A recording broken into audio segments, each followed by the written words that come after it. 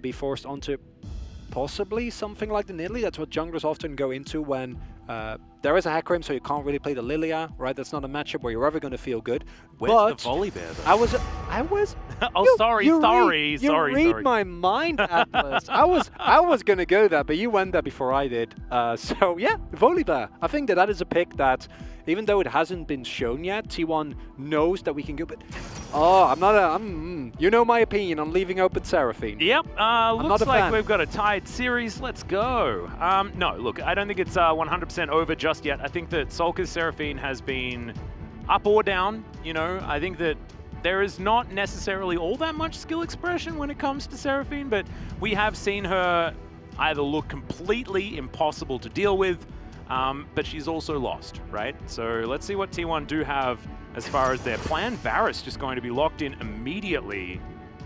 Wow, that is an interesting, and I gotta imagine it's going to be Serpent's Fang Varus. This has got to be lethality Varus. I don't want to see no lethal tempo coming into this game. Although we have seen a variation of Varus where they go for lethal tempo but still build lethality because it gives you the ability to kind of swap later in the game, which I think is really interesting. That was actually that was Deft. Yeah. When he debuted the Varus this season. Yeah. He did do that. And it's nice. T1 are just going for a run back, and while it's not exactly the same draft, with the Nidalee, you know what's coming. It's going to be something like a Volibear, maybe it will be a Camille, but something that can actually get on top of this Gnar, lock him down, blow him up in squishy form, and presumably something similar from the top side. The key thing here about the Varus is that if we can get Teddy ahead, then a big problem of the Seraphine kind of becomes null, because if you just blow up people before they get the opportunity to be healed up, you're like, yeah, sure, that works. And as you already pointed out, and I think it's really important to note, yes, Serpent's Fang is really strong, but it's an awkward item to build for a lot of crit AD carries, because it doesn't really slot into your build, as well as previously the Collector did, which also was a lethality item, but had crit on it, so you still hit your 100% crit mark a lot earlier. But Varus, especially lethality Varus, will have no such qualms, and starting to look like T1 is actually going for an aggressive poke composition, which is basically a flip from last game, because the DRX comp, they want a group. This is a tasty Silas angle, though. There's some good ults on the opposing team.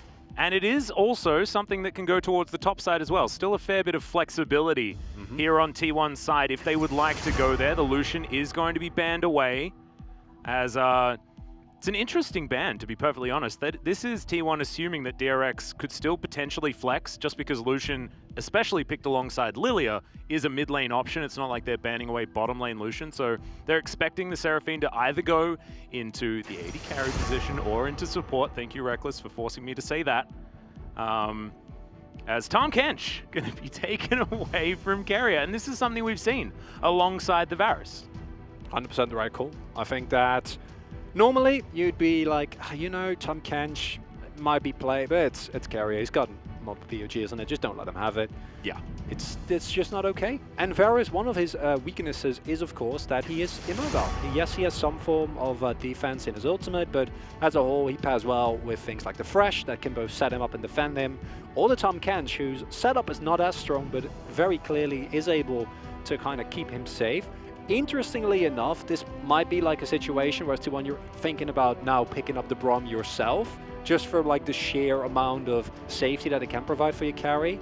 And if DRX find a little bit more backline dive, if they find an aggressive support here to go with what is already a pretty threatening type of death ball composition, as not as much peel, but a lot of offensive setup for Nidalee and for the Varus ultimates. And T1, this is looking similar, where they go for a draft that says we go in and either we win immediately or it's over.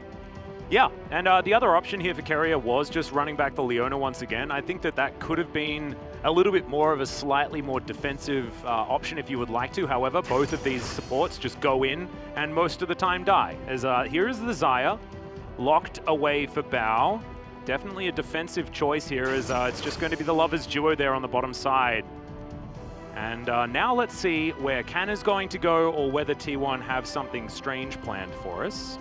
The DRX comp doesn't have traditional frontline, it just has a Gnar, but the combo, the wombo combo of a Gnar, Seraphine and Rakan is is disgusting. That's not okay, Atlas. No, it's not. That is not fun to play against.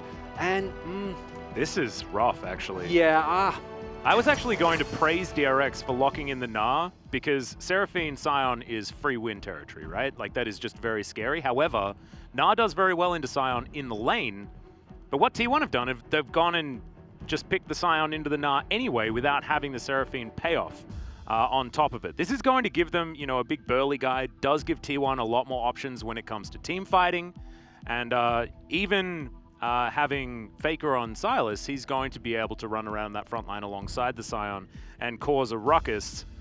But it is definitely a very different feel on this side, and I'm not sure how I feel about it. the thing for T1 is that whether or not this is successful, in my opinion, hinges on two things. One, can Kana stay alive and do well versus not with no attention whatsoever? Because that's angle two. I think Cuz is super enabled by the mid and bot side, because Teddy and Carrier will have perma prior, right? Varus is an incredibly strong lane, and the Lethality Varus even more so. And Silas, while his laning phase and straight up head-to-head aren't great, and engaging onto a Solka with beat drop is a little bit awkward, the skirmishing, the setup, and the pressure that should come out from that duo, combined with a Rel that can possibly roam, is insane. So basically T1 need to leave Kana alone, snowball the rest of the map, and then you're gonna be fine. But then if you look at the late game, if you don't outright stomp, this is like an Exodia level comp. Okay, the Gnar is a little bit, you know, he's a little bit conditional, but everything else, like, come on, Atlas, that is not, Yeah, it's definitely tough. And yes, they will get outranged. I think the poke advantage is once again, like, on the red side of the rift, right? However, there is dive options. They have the quickness, they have all of the defense available for Azire as well. I actually completely agree with you.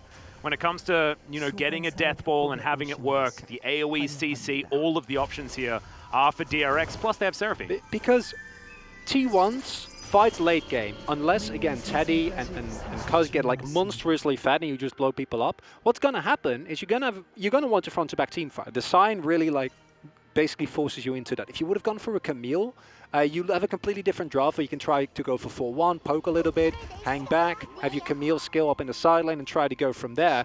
Instead, you kind of want a team fight later now, because that's where Sign gets the most value, but you're going to have a Silas who wants to dive into the enemy backline. You're going to have a Nidalee who outside of the spears kind of want to jump in, and you're jumping into a Xayah with Clench and Feather Storm, and a Seraphine. Yeah.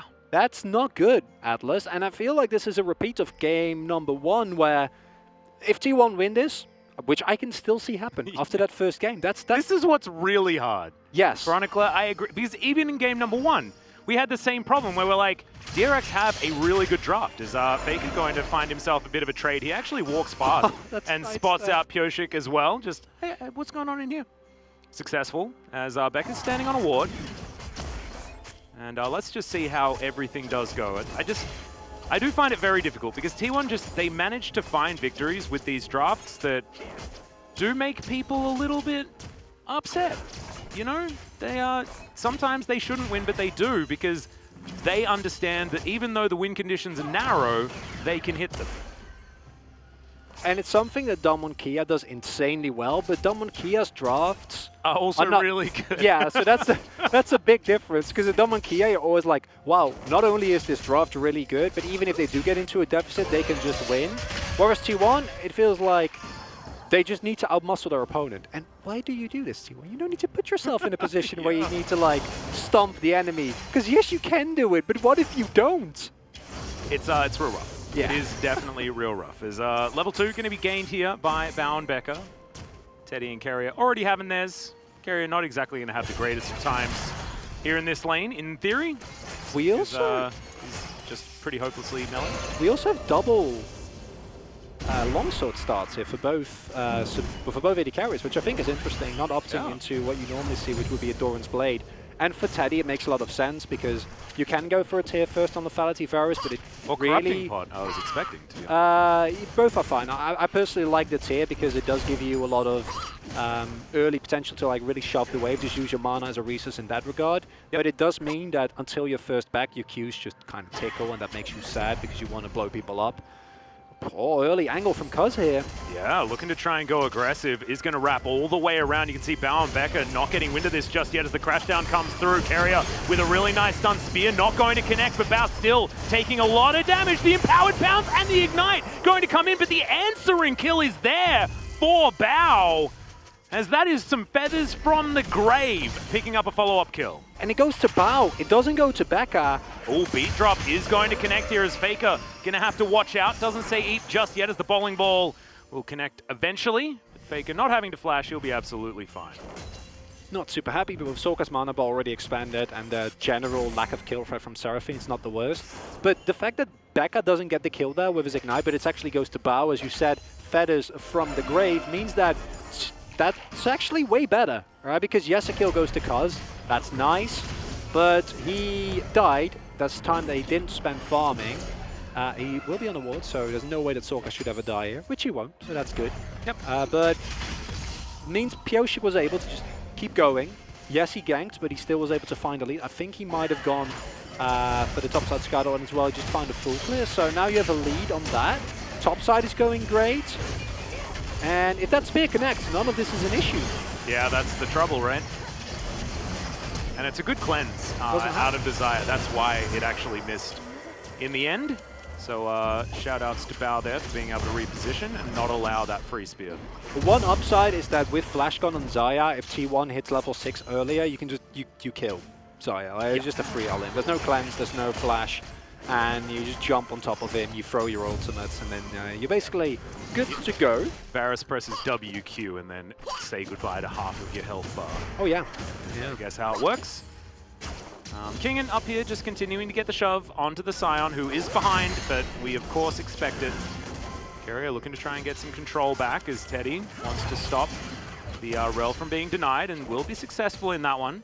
Carrier can crash down as well. He's going to flash on in. You were talking about the lack of flash. Certainly going to be important as Faker finds the abscond, but able to body block is Becca, so Bao will survive this time. Defensive play has been super good from DRX. Every time that T1 go for a big play, you see the defensive Rakan play, making it so much harder to actually execute well on the play. Sorka's ultimate.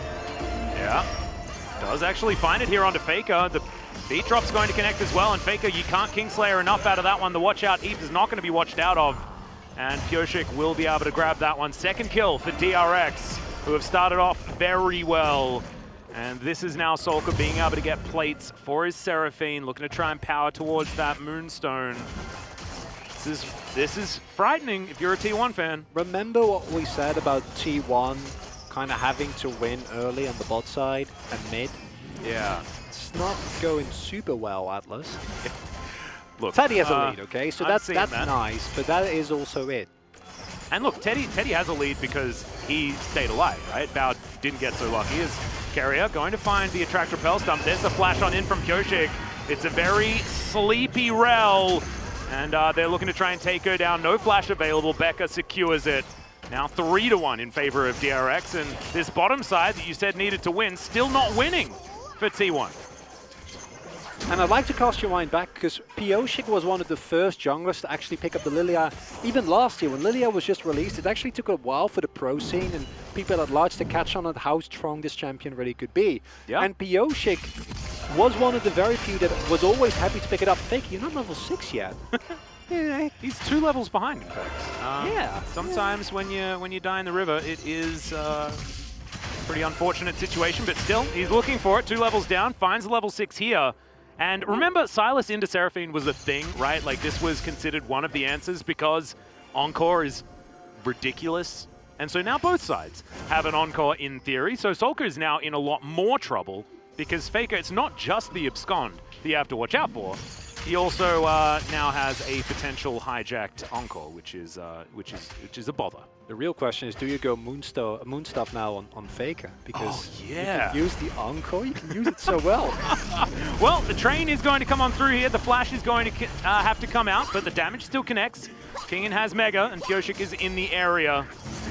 As Spear going to go wide one more time, Cuz is going to be able to take down that ward. It's replaced immediately as, okay, Attract Repel is going to 100% deny Becca. That was it feels bad. But still, this bottom lane absolutely fine on DRX's side. And Cuz looking for this early Herald. Gonna have to pounce out of the pit though, as Pioshik says, thanks very much for the leash. As Solka's gonna move on over as well. Sidesteps very nicely. The spear. Faker didn't level his ult. Oh. I was wondering why he didn't go for... I thought he was holding it, because he went for the trade aggressively on Solka, and Solka was low. And I thought that he was... Now he has ult. Well, yeah. I mean, yes, now he has ult. That's You saw nothing. We saw nothing. You know, he's, no, but that's a big problem. Because if Solka dies there, the entire course of the game can look differently. And I don't know 100% if he would have, but he would have definitely had to flash the Encore. And he possibly could have died. And instead... And then also you lose control of the river, theoretically, because you can't move up as far without your flash. There's a flow-on effect, yeah. And this creates a situation in which DRX are just going to be able to extend this gold lead further. This is not a comp from T1 that is going to win late. Yes, you have a front line. Cool. Yeah, you're playing into what we currently perceive as the strongest team fighting champion in the entire game. Of course, other regions have different thoughts on that, but we're within the LCK. I think we can safely say that there is no champion as strong as Seraphine. Surely Teddy will be building towards the Serpent's Fang, otherwise I don't know why the extremely early prio on the Varus to come through here, but it's not looking clean from T1. And playing this even after last game, like, sure, you can make it work somehow. I don't know how T1, but you find an angle. But if you actually fall behind, it is definitely dangerous. Faker only behind 8 CS. As you remember, you know, you can see that he still does have a level deficit here in this mid lane after that early death, but hasn't costed him too much money. As Faker just sitting on this Encore. Might need to use it relatively soon, not entirely sure when he hijacked it. But now I'm just going to be able to pick up this farm. The wave clear on the Sylas starting to level up, as we can see. Wants to get towards that Everfrost as soon as possible. As here on the top side, bit of a battle as Canna not going to get pushed into turret range, but does have to flash the bowling ball. Cuz in the area. DRX immediately know that by the movement. The Scion had a friend, and Sylas also disappearing from the map. Going to mean that things are pretty scary if they wanted to go up for a follow-through. But as you can see, DRX ahead in every lane. It's close to a 3,000 gold lead for this squad. This game going even better than the early game of Game 1, and that was also very good. The more I think about it, the more I like the Zyra as well, because they provide you with a lot of threat. Faker. Yeah, Becker is actually rotating in. The Encore just going to 100% miss, as Cuz looking for it one more time. Very dead is the Gnar, as Faker's just going to teleport out. Says goodbye to everyone, and now he's backing on the top side of the...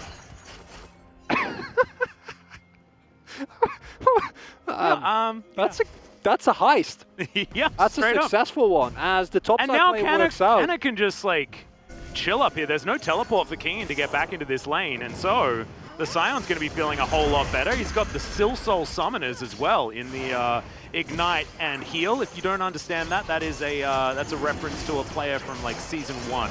So shout-outs to those of you who have been playing for an extraordinarily long time and watched a lot of Dyrus' stream back in the day. That's a... I don't know that reference, and I've watched a lot of League, man. Yeah, I was realizing that was... He used to just play Vladimir and always take Heal Ignite. That was what he did every time. Capitalization here of the lack of flash that was forced earlier. Nice drift by Kana. Sign is not traditionally you would think of as good setup for mid-lane, but it works. Yeah, it gets the job done. And these kind of moments are the reason why, even though on paper this match should not be really easy for T1. I still don't think it will be easy, but I do think they still have a shot, which in of itself is crazy because, as I was trying to say earlier before... Ow! Yeah, one more of them, he's dead. Yeah, if he gets hit by... Yeah, okay, well, T1 hit the spike, so maybe we were just a bit premature. Gonna try and make it work now. However, Elder's gonna come up here. Yep. Faker actually avoiding a lot of Solka's poke as well. Certainly works out. Canna just going to try and absorb to the best of his ability. And does so. He's going to lose the turret, but Teddy's still zoning Bao and Becker away from this one. And Faker now has a bit of a free lane. Solka went back to base as Bao once again soaking spears. And this is actually what can turn this, right? If T1's poke actually lands, then DRX's comp isn't necessarily going to work unless Seraphine is there healing everyone all the way back up again. So maybe late game it's going to be absolutely fine. But right now, it's good. Even then, just the heal from Rakan and the synergy that those two have. Guardian is still up. This is not an easy dive for T1. Featherstorm, Clans, all available. Well, there's a chains of corruption as the Crashdown says goodbye to the Rakan. You said it's... What? Did that look difficult? It just didn't look that difficult to me, I'm not going to lie. As now Faker finds a Featherstorm. He'll be able to answer Bao, but not before he kills him. Throws that one out. The Feathers go a little bit further away, but he can't recall them anyway, so he doesn't even mind, as that's a big old Gnar into the wall. But you can see this, he does manage to grab the kill on the cannon, but now that's a very angry zombie that's looking for him, and Faker will pick this one up. I don't know how they do it, Chronicler, but T1, they found this mid-game skirmish. And let's see whether this can help them snowball. They still don't have a gold lead. That's how bad the game was going. Oh, and this is a necessary play for T1 because you lose that topside turret. You've so much gold gets funneled into DRX's pockets. And I took, yeah, you've Clans and Featherstorm available. Sure. Fade away chains of corruption, by the way. Yeah. Becca doesn't have those things. So Becca gets locked down with a really nice play from Teddy. And then going in here, you know, if it works, it works. It's a bit aggressive. Kana knows he's going to die at the moment that he goes for that play. Kingen is able to at the very least pick up a kill on the sign, but pays for it with his own life. So in the end, it's a 3-for-1 trade, which you're happy with as T1. Pioshik shoving out mid lane, nowhere near that play. But how to what extent actually like makes this the game easier for you as T1, and that's a rough one because yes, Faker and Teddy are getting fed, but I feel like they're now starting to build a gold lead. If they can do this 2 more times, then I'm okay. Okay, T1, you got me convinced. But I also think that DRX, if they had the same deficit as T1, we'd be having very different conversations, right? Because this is Seraphine moving towards a late game with an 80 carry that's very self-sufficient, able to build crit. Oh yeah. Like, this is pretty ridiculous when it comes to scaling, and DRX already have an advantage. So you're talking about not being out of the woods. I'm saying that T1 needs to continue to push this extraordinarily hard. I absolutely agree. They do. Just keep killing them. Get 10 kills on my man Teddy. He needs to like one-tap everyone, and so does Cuz, and so does Faker. Especially a pick like the Silas that benefits from finding the all-ins, finding the messy, extended fights, not a straight-up 5v5, but more fight one person, fight 2 more people, get an ultimate, and keep that going for as long as you can. Oh, Becca pops! What the heck was that? Oh no, but the Encore is going to connect onto Teddy. He's going to be taken down. Solka answers very nicely, and now Kingen into position. Bowling ball blocked by a minion, which is a little bit unfortunate there for Pioshik, but good answer. As they get support for 80 carry. A little bit more important there as Teddy is massively key for T1's poke battery. There's an angle for T1, and it's get this Drake and stack 3 Oceans. Get the Ocean. I know we don't know whether there's going to be Oceans yet. I know it's a coin flip, but that's the line. Is it a coin flip? I mean, hi. Yeah, come on, man. Yeah. This is not what I want. It's just generally what happens. Is that was a beautiful Encore, and Teddy unfortunately going to be taken down at the end.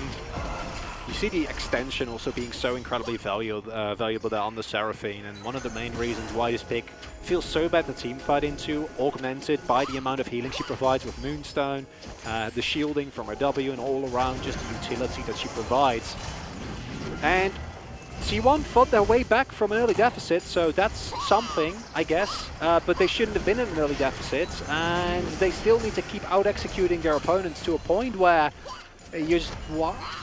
It's hard. They can do it. We literally just saw them do it, so it's possible. But they need to hit the big poke. They need to find the angles, or Faker needs to find the most insane all-in ever. And I've said that before. That was when Prince killed this DRX. You need to find the most insane all-in ever. And then it's Samirad them at the Baron. He literally found exactly what you asked him to do, which is 100% the analyst's dream, is King in.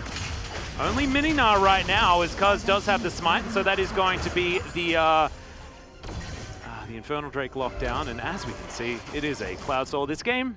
You had one job. What? Obviously, if you've been watching throughout this season, my one job is Cloud Souls, okay? Yeah, but no, that's not the job we want. So I did my one job. No, that's not the job we want you to do. Are you saying that I've been paid for the wrong thing this whole time? Because I've been trying really, really hard to get these Cloud Souls, man. Oh dear. Have you been ignoring the feedback sessions about Cloud I Source? just don't check my emails that much, you know? Come like, on, man. I'm sorry. I'm too busy thinking about League of Legends. It makes sense. And clouds. Yeah. It's just soaring in the clouds. Oh, it's so sad that it was just gonna happen, wasn't it? I want to go in a little bit about why the Mountain Tool is so good. It basically gives you a Seraphine of your own, and it provides T1 with a way to actually have a win condition and drawn out team fights. Because I don't think that the T1 comp with picks like the Rel, the Nidalee, and specifically the Sylas really benefit from drawn out fights where you can get multiple engages, re-engages, right, hop on and off. Yep. Teddy can stand in the backline, keep throwing arrows, like these long, elongated fights. In a normal situation, I think you can play really well because you have the front line, you have the tankiness. But the problem in this situation is you're playing against a Seraphine, so it feels to me like that's just not an option as... Oh my goodness. Damn, Extraordinary amount of vision control here that Cuz has been able to put down. As Shirley just going to disco for a little bit. That was really cool. Are they going to be able to take it down? They do, denying the charge. And that means that that outer turret is going to remain standing. Actually very important here for T1. This going on the Cloud Soul, it's happening again. Yeah, we're doing it. Oh my! I really have to release that album. It was Chaos Storm last time. Yeah, I think that's still Disco and better. Chaos Storm. There was a bit of that actually. There was DRX last game. Yeah. Probably should have mentioned it. It's like, you know, it's free advertising. It is for the upcoming single by Atlas. We don't know what kind of music. No, you were gonna release it. You're the musical boy. You were in a band. I mean, we'll have to do it together. Okay, I won't feel good stealing that from you. And I T1 can do an ocarina solo. And there we go. Got it on lockdown. And hell yeah. T1 kind of need to steal this game away from DRX because now we're 20 minutes in. It's dead even. I don't think you can get away with that as T1 team comp, and it's coming off the game we just saw. I'm not going to call this one until the Nexus has fallen. No, you can't. You straight up can't. Not allowed. That's the thing that makes it so difficult, right? T1 just warps these sorts of situations even when the draft says no. They do just have a habit of finding the correct plays to navigate their way through. They shouldn't have to. It shouldn't be this difficult, and it shouldn't be this narrow. However, as Cuz misses a pounce, is going to still get the takedown and will get the leash from Faker to pick up the blue buff. King going to get slowed down there. Guarantee you, King's damage at the end of the game is going to be great. And he's going to have done Teddy a lot. might be up there as well. Well, that's actually an interesting thing because it's a lot of flat damage, right? And it looks really good. And the main thing it does is provide pressure, as we see here, because it just gives you freedom to now start sieging. And that's, as you pointed out last game, what a Pokemon wants to do. You just want to throw out your skills and throw and throw and throw. I actually wouldn't mind if Teddy gets a blue buff at some point because he can also. Oh, he should be. He should be getting them, but he's needed here to keep throwing out poke.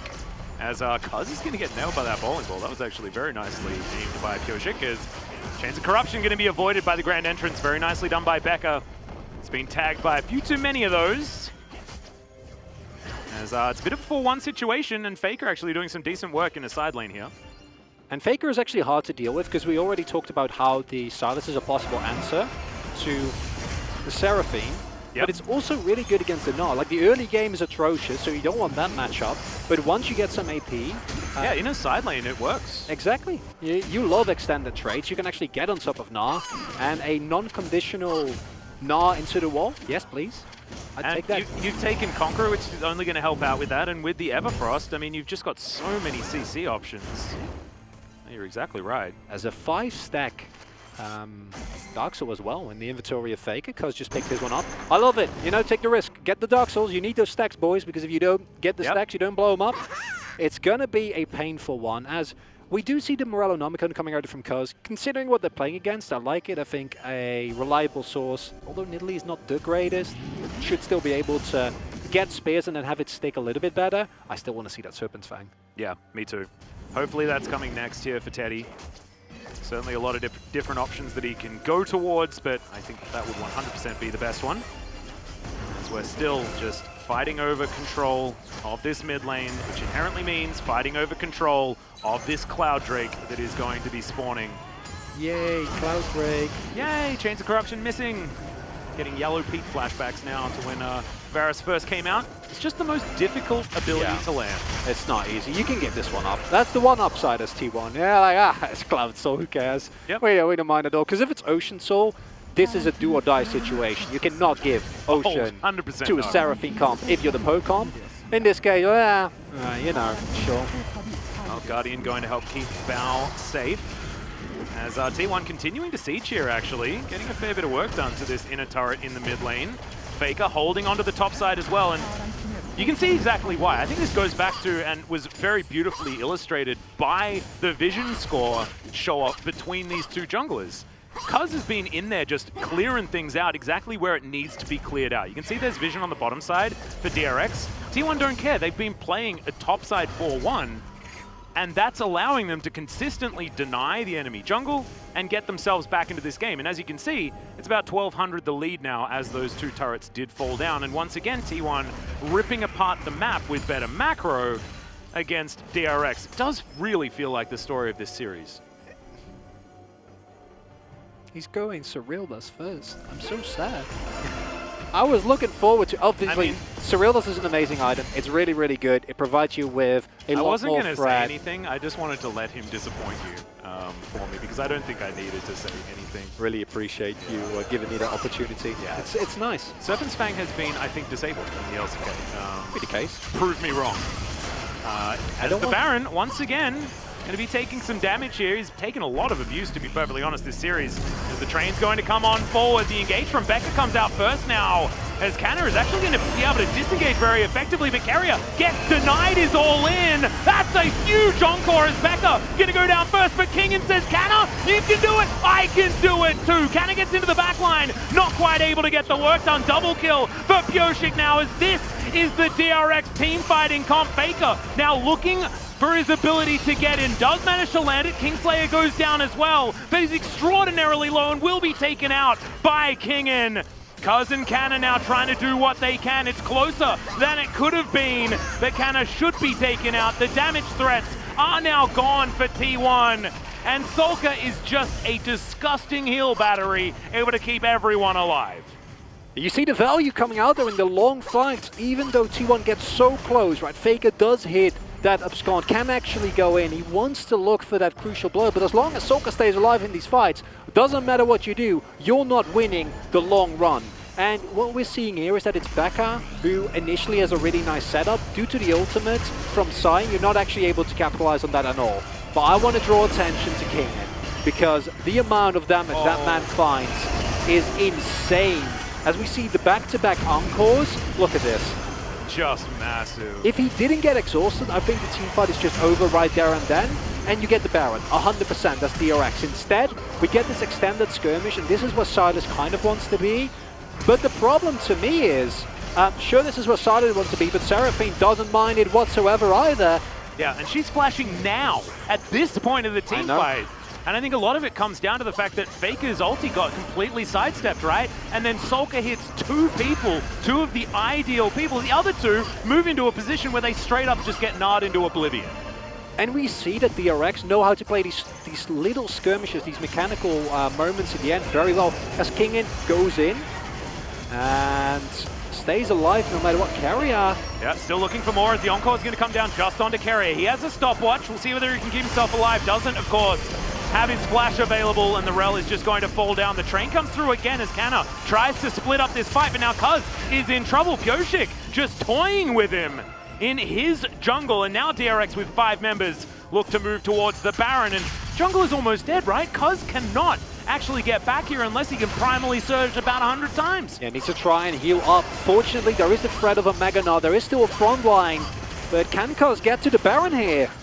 Well, it's not quite 100, so I think I may have exaggerated there. As you can see, the Baron going down to about 2.5. We could just be flipping it here as DRX still on it.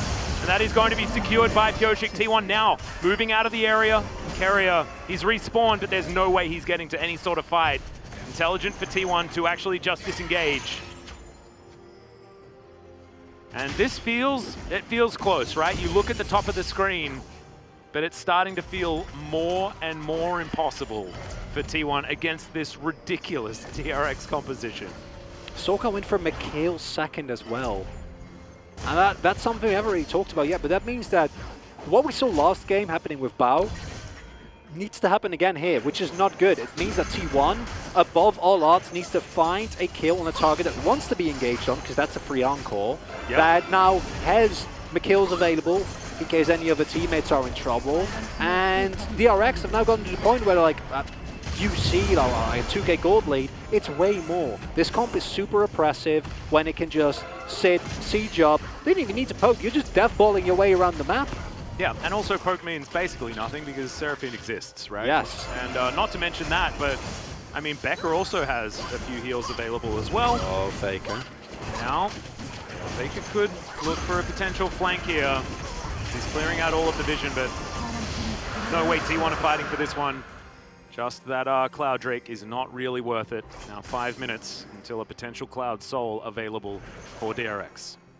Cyril's grudged finish for Teddy here. That's a big spike. That's going to give him a lot more reliable damage. But as you say, I think that it doesn't really matter. The one upside is that T1 has really good wave clear available whenever Teddy is around, and Karnai can tank decently well. However, Faker, not the greatest, but he has some side lane threat, and as we've seen, he's been able to shove out these waves consistently. Yep.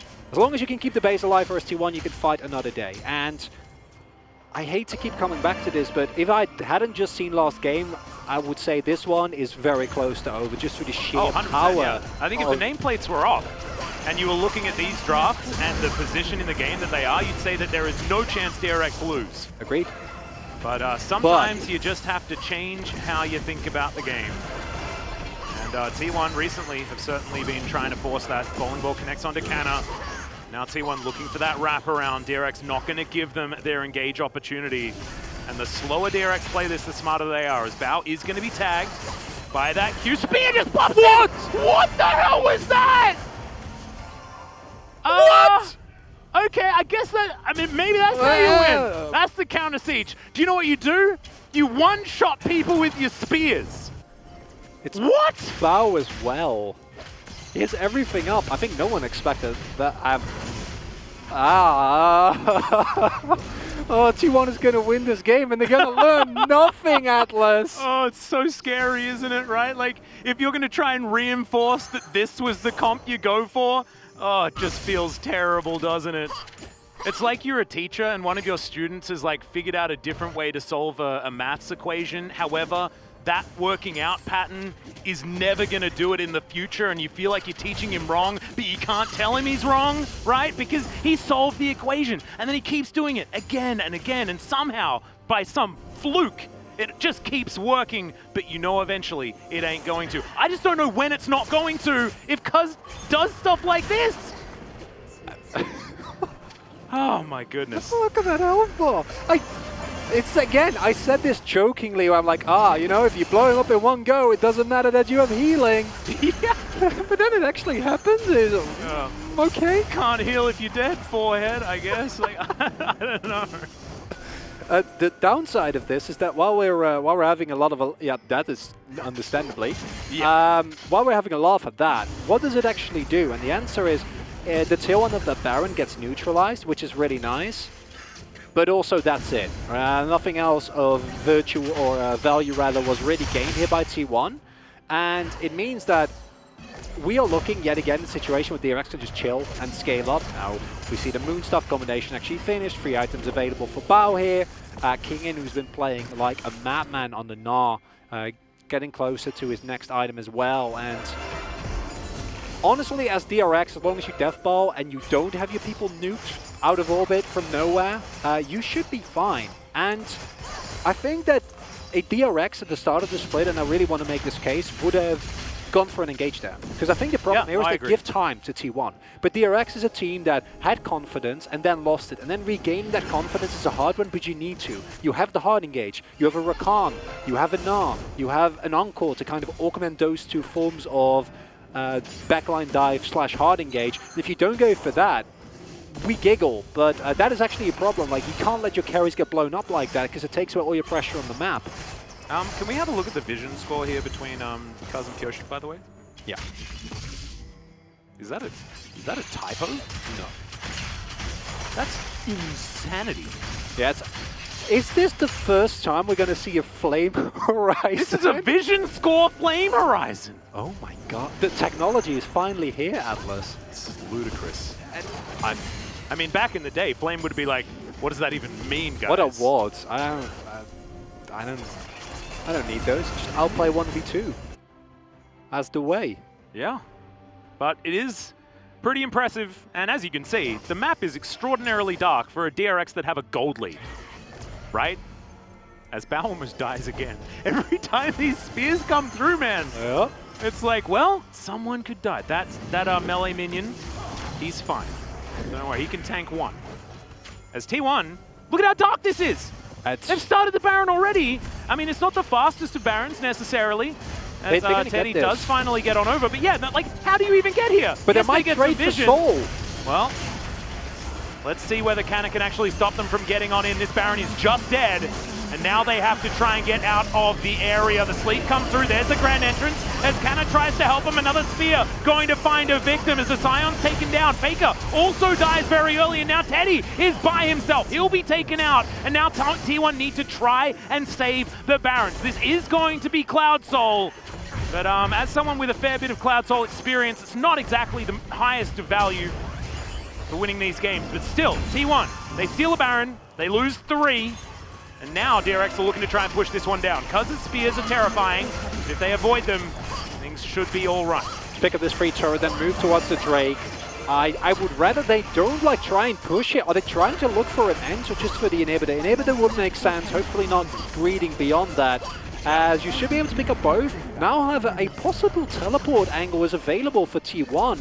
I like the inhibitor, but it's the mid lane inhibitor which is the least relevant. As Kana is on zoning duty, you give him up every single time. Did it? It did. It connected onto Faker. And that's why he dies. That's actually pretty ridiculous. And then we get the follow-up, the chain CC, Cuz gets a very nice last little play as Teddy might be fine here, not with Pioshik also jumping over the wall, unfortunately for him. Pioshik played that absolutely immaculately. Yeah, it was really, really good. And this is coming from a player who's been super inconsistent throughout the second half of the split. First half, not nearly the case. Clouds are now available for DRX, and I think... Oh my goodness, it happened. Huh? It's in the game. Yeah. I thought it wasn't on the Korean client, but it's there. Serpent's Fang? Yes! In our games? What? Oh my god. I could have sworn. Well, Teddy's got it now. Let's see whether it's going to be the difference maker. He, of course, still needs to be able to land his abilities, but it's going to be very, very helpful. I thought you were doing a bit about Cloud Soul. You were being like ironic about how the technology is there, Cloud Soul's there. We've not seen that before. Oh no, don't worry. I've got a bit of experience on that one. I mean, that's why I thought it was a joke. And as T1, the possibility of an out execute is still there, but his Baron buff is not going to do anything for you. It's a minus 800 gold Baron power play. You've lost the Drake. And I think your only angle now is hold on for dear life and then get Elder and win the game. Yeah, I mean, we are getting to that point 36 minutes into the game where if you just miraculously win a team fight, the game is yours, right? And miracles have been happening, right? Bao gets hit by 2 skill shots and dies. That gets more and more impactful as the game goes on. What if T1 was DRX all along and they need the miracle win now? Oh my goodness. I don't even know. Faker's split pushing very nicely though, as you can see. He doesn't even have a Baron, but it is just a little bit too scary here as that's kind of getting snared up. Now Kingen looking for a little bit, but that tower already falls and Sulker is getting chunked down. Faker, Kingslayering on top of Kingen here as the quickness is stolen away. He gets gnawed into the wall. Faker can still go golden, but he just doesn't. Oh no!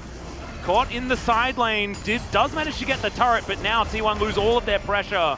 And DRX looking to try and close this one in as I believe another spear just landed there as Kingen Strybreakering his way through. The train is going to get Canna out of this one as Cuz great sidestep on the bowling ball. T1 just trying to disengage as best they can. Thankfully, Chem tank does exist. And Canna will be able to get out with that one. T1 actually kiting back quite nicely here with all their spears and arrows. But they go all the way back as somehow that spear missed. And I was a little bit worried for a second there. If Becca like goes in and actually finds someone, then you can just end the game outright. Instead, Faker will be up in about 14 seconds. A teleport flank isn't really available here. When these piercing arrows hit, man, like this is where it's dangerous. And Kingen says no, Teddy! Immediately QSS flash to get himself out. The encore is good, but Canna is tanking everything. Still, it is going to most likely be the end of his life. No, he gets himself the shield and just takes the train to safety. turret not going to be so lucky though, as the second inhibitor turret falls. And when it comes to just ridiculous late game drafts, I don't know how, but it's just so difficult for DRX regardless of the fact that it looks like they have such a draft advantage. It's not even T1's final form. Imagine if they do have a late game draft. It's what everyone has got to be. It's too scary. What everyone has got to be asking themselves here, as it's King, and yet again, it was just been such an amazing force of consistency for DRX throughout the entirety of the split. Faker tries to go for a quickness play because if you can get the taunt on King, and then you can at least get out of there. But instead, it was too strong. Not working out. Cleanse forced there, or McKill's rather, which is fine. But the fact that both Teddy and Kana stay alive through this is insane.